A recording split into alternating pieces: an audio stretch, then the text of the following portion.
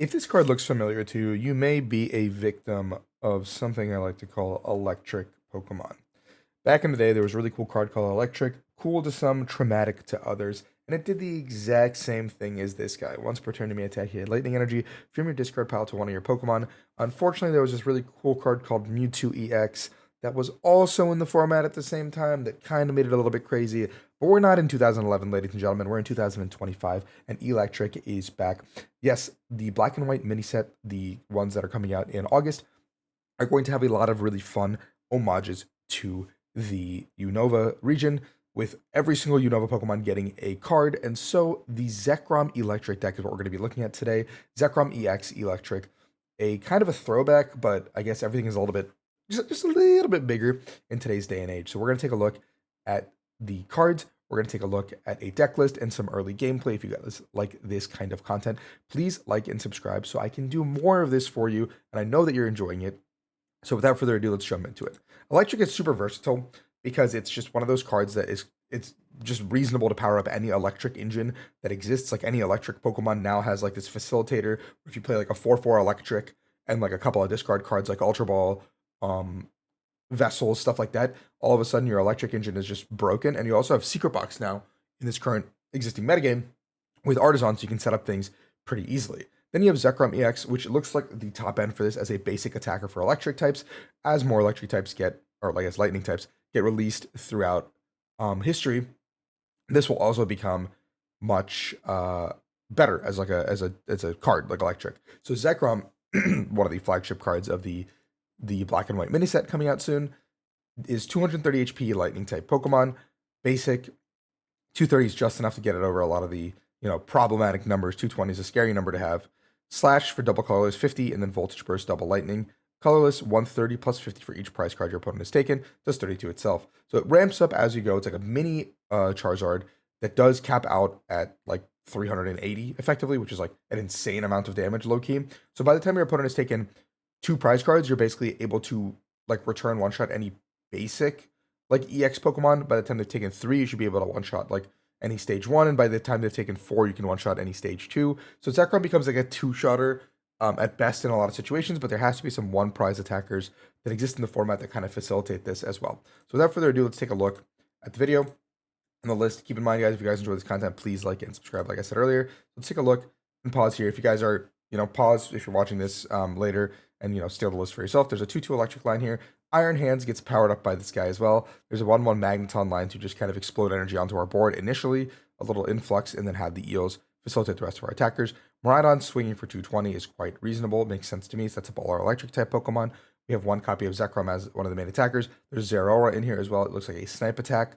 Delibird, or Iron Bundle, sorry, Squawkabilly Fez. Staples of kind of a aggressive engine. 4 electric generators. A lot of ways to power energy onto the board. So I guess maybe we're just going for like an all-in and commit there. Prime Catcher over the Secret Box, just because it looks like we're playing like a Miraidon shell here.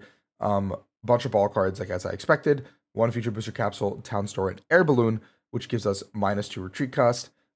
Perfect for our electrics, which are a little bit bigger, has 2 retreat cost. So those guys are now have like our free pivots to keep moving into our electric type attackers over and over again. With 2 electrics in play, we can always power up a new Miraidon, a new Zekrom, and then generators as well. Like personally, I'd probably cut the generators and put in something like more electrics.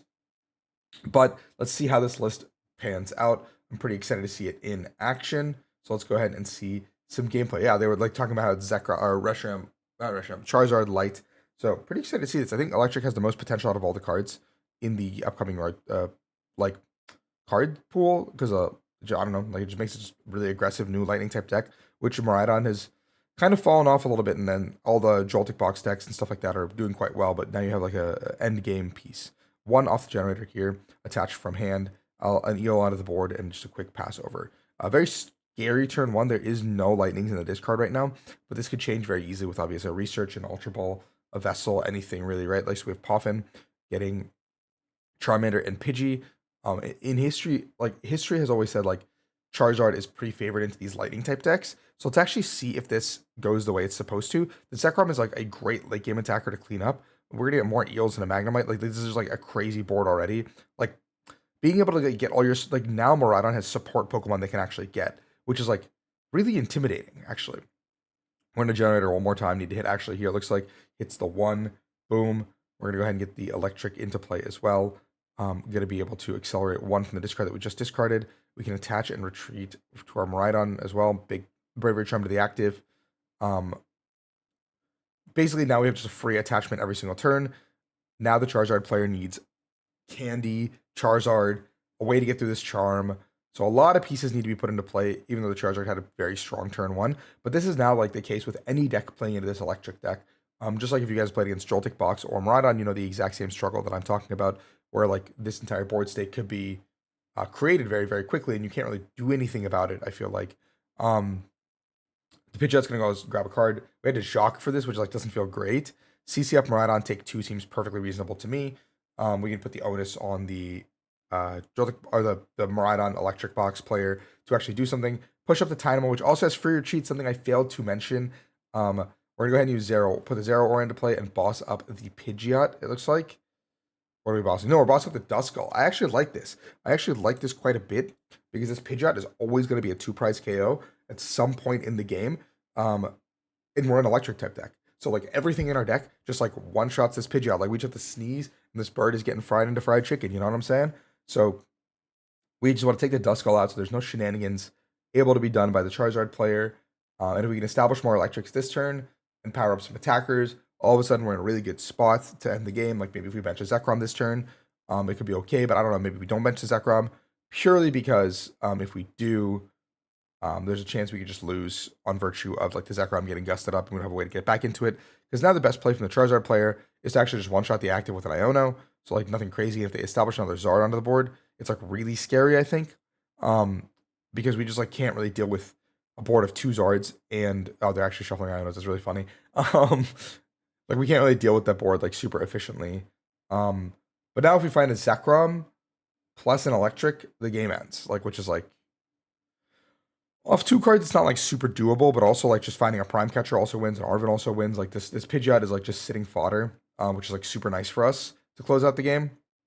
Now not every deck will have this, but also not every deck can one shot like a hands with a charm on it. Actually, most decks can't one shot a hands with a charm on it, like Dragapult, which is completely fold to something like this because they're just in a really bad situation. Promoting Zero Aura over Dynamo indicates that we have like a way to do other stuff. So we have Nest Ball plus Balloon. Nest Ball grabbing ourselves Fez to draw 3 cards seems pretty reasonable. If we were going to grab Balloon anyway, I probably would have like wanted to grab like promote the electric or something. I don't know. We'll go ahead and get the Zekrom into play. We're gonna generator. We just need 1. There it is. There's 2 energies off the generator, and there's an electric attach for the turn. And we're going to use Zekrom to do 330 damage exactly to knock out this Charizard. This Zekrom's actually like a great cleanup attacker. The more I think about it, like it's not the main attacker of the show. It's not the main star of the show. Iron Hands will almost certainly be the main star of any Lightning deck until the day it rotates. But this is like a very cool way to shore up like any weaknesses that a Lightning deck has. Like now that you have this guy in play, you can just throw him down at some point, and rather than powering up a Pikachu, you have this, which has a better top end, like Dragapult, Gardevoir, Charizard, Grimmsnarl. All these decks just get one shot by this Lightning deck. So let's take a look at the list one more time as the deck wraps up. I'm a pretty big fan. I'm a pretty big fan of how this is built. Actually, like the generators might not be like there's got to be a way to play where the generators are like kind of taken out and there's like more consistency cards added or like more ways to like actually set up because I feel like just more eels is better. But maybe like I'm coping because you have to like a Miraidon on board, you have to have hands on board, you have to have all these things on board. Like maybe there's a way we can play like Area Zero and like a lightning type like Pikachu, but then we can't really use Pikachu. But like I want to get like Mew involved. So like I don't know, there's like a way to build this that the deck could be like really, really scary. But Electric is a deck that I would expect to see at the Pokemon World Championships, especially when the set drops for the mini set. So remember guys, this is going to be a really cool deck. Let me know in the comments below if you enjoy this kind of deck. Please like and subscribe once again, and peace out.